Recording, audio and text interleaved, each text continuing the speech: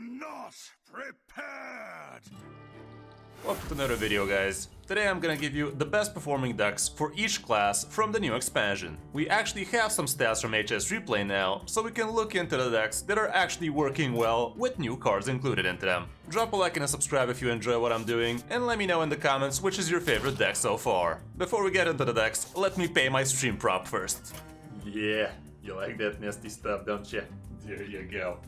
Okay, so let's start off with Demon Hunter. Yesterday I did give you 5 new decks with new cards included into them, and for Demon Hunter we didn't see too much going on, and so far the situation is remaining basically the same. The best performing deck right now is still Quest Lifesteal Demon Hunter, but Big Demon Hunter is barely below 50%, so if you really want to be trying something new for Demon Hunter, I guess this would be the way to go. It does include some new cards with Warden of Chains, as well as Sigil of Reckoning, and also the new Kurtrus, but the rest is basically old news. I don't know, maybe Draco Cat's gonna figure something cool out for this. Moving down to Druid, and like I said, Aggro Druid was my best bet for a best performing deck for that list. Sadly, the Aggro Druid I used to play is actually not performing as well as I thought. Although this one is a lot different than the one we ran, so who knows, maybe ours is still gonna be performing better than 50%. The best performing list is actually a Drekthar list, and here we barely have new cards included, but we see a lot of new old cards included instead. We obviously have the Claw Fury Adept because it's a pretty good minion to have, and also the Iron Deep Trog, which is basically gonna get nerfed pretty fast, I'm assuming, because you're gonna be seeing this in a lot of different lists. And as we all know, this is not healthy for the game, and it's pretty obvious this should get nerfed. Maybe it's gonna become a 2-drop, but let's see how fast.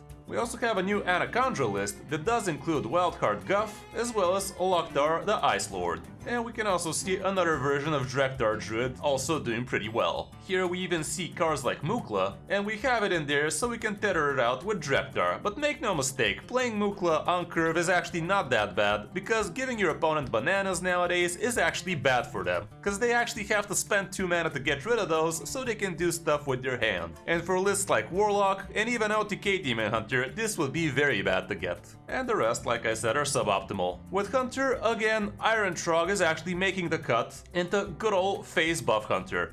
We're putting in the Iron Deep Trogs instead of your Arcane Anomalies, which makes enough sense. I would definitely advise you to cut one Piercing Shot for a Triumph Crescent because it's just too good with a deck like this, and I really don't understand why people refuse to include it. It just has too much synergy with Ramming Mount as well as your Rhinos. As you can see, Arcane Anomaly is doing just as fine, by the way, and we also have a list with Arcane Anomaly as well as Iron Deep Trog, whereas here the cut card is Wound Prey. But as you can see, Wound Prey is just too good to get cut, and this list is actually performing a whole 2% less. So yeah, don't cut your Wound Preys, kids. If you gotta cut something, Piercing Shot is the first one to go. For Mage, sadly, Big Spell Mage is a complete flop. I don't see this recovering anytime soon, and it's probably just gonna remain a meme. And yeah, thanks for the diamond card again, Hearthstone. It really be like that a lot of the times, isn't it? It's just too slow, and when we have decks like OTK Warlock, it's just not gonna see too much play, with success at least. Paladin is the big winner out of the new expansion, and buff Paladin is insane just because it has Iron Deep Trog. It's just amazingly absurd how much you can buff this thing out of range for any realistic minions to actually kill it, and not being able to use a spell just forces you to either silence it or have a crazy battle cry effect to destroy it.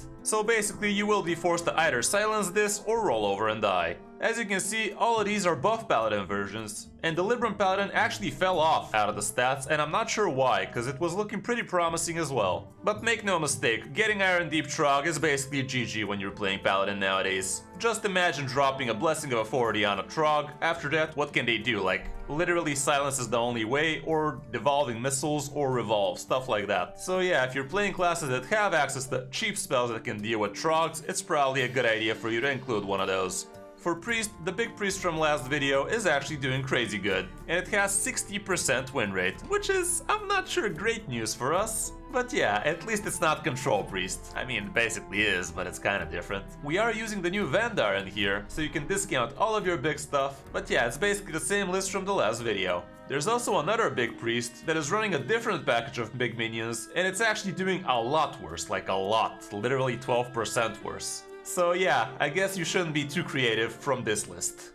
With Rogue, we have Quest Rogue at the top, but the only new card here that is getting included is Scabs, so it's not really a new list. The new real list is Thief Rogue, which is doing surprisingly well, and is a very good tempo deck. The main cards that make this deck work very well is the Wild Pog Gnoll, as well as the 3-mana Double Agent. You are running Maestro of the Masquerade here, so technically when you top deck cards, that is actually counting towards cards from a different class, unless you have revealed you're actually a rogue. But the first top deck still discounts, and that is pretty OP. If you haven't revealed your real class, also Double Agent is gonna be active for you, but you should have no problem actually activating it yourself until turn 1 or 2, so it's not that big a deal. We also have some secret action going with Shadow Jeweler Hanar, and also the new Scabs is in here as well. Are you nice and fed, Lucy? Good. Okay, we also have a new Boar Rogue, which is actually pretty weird, but as you can see the win rate is pretty low, so yeah, it's not even worth looking at it. It's looking pretty janky, but it's really not worth for you to spend your dust or efforts on making this thing work. With Shaman, to no surprise, Freeze Shaman is at the top, and it is a very similar list to the one I showed you. The new cards we have here are Cookie for some good sustain, so you can get basically 8 healing out of it, as well as the flexibility. Again, 2 cheaty snowballs, not like the list I showed you last video. We have 2 Macaws, which are really brilliant, because you get to cheat out more Battlecry effects from Barren Glacier, or from Brucon, or even from your Snowfall Guardian, and even from your Instructor Fireheart. So all of those are insanely OP, and very flexible for you, so you can choose how you want to be doing those. We also have Bolner in here, which can be pretty good as well, but it's a little bit less flexible because you need to play battle cries after that. And we also have a couple of Devolving Missiles, so we can take care of some of those Trogs. There's also some kind of a Bolner OTK Shaman, which I'm kinda ashamed to admit, but I'm not sure how that OTK works. I can see the damage, but is it really OTK? Like, yeah, we have Bolner, we have a couple of Macaws, we have this as 4 damage, but it's just 4 damage. Like, how is this going to be 30 damage in 1 turn is beyond me. We also have Dunk Tank, like, are we cheating out 14 mana, and even then, like,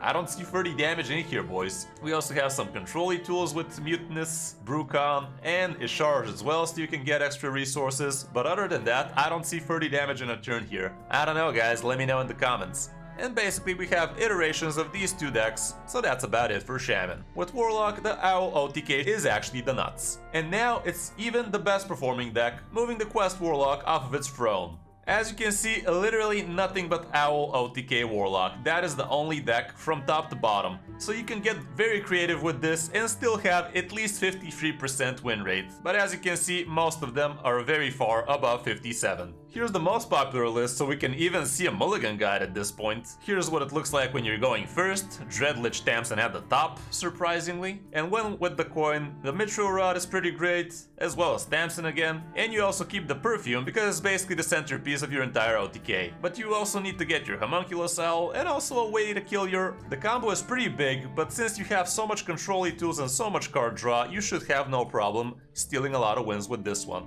Wow, we even have such a populated matchup list. And a Conjure Druid is gonna destroy it, Big Demon Hunter destroys it, Buff Paladin pretty good, Libram Paladin is decentish, Mazaki OTK Mage, and also Quest Warrior. So that's about it. It does have bad matchups, but it seems like it's winning way too much. So I really hope this gets a hotfix really soon, cause Warlock is basically destroying yet another expansion release. And the last class is Warrior, which hasn't really received too much support for anything new, so it's basically jamming Quest Warrior again. With huge success. 64% win rate, 0 new cards included, it is just that strong. And it's actually basically the list I showed like a long time ago, like card for card this is a list I've actually shown. So at least I got that going for me. But yeah, Quest Warrior is still gonna get you there if you don't have dust for new cards. And you don't want to be crafting yet before the nerfs happen, just spam Quest Warrior, just spam Face Hunter, just spam Hand Warlock, and those are still gonna be getting you there for sure. But yeah guys, that's gonna be it for this video. Hope you enjoyed it, hope this helps you figure out the meta better and know what you can be playing with, and also know what you're playing against. Thanks for watching, I'm Kris05, and I'll see you in my next video or stream.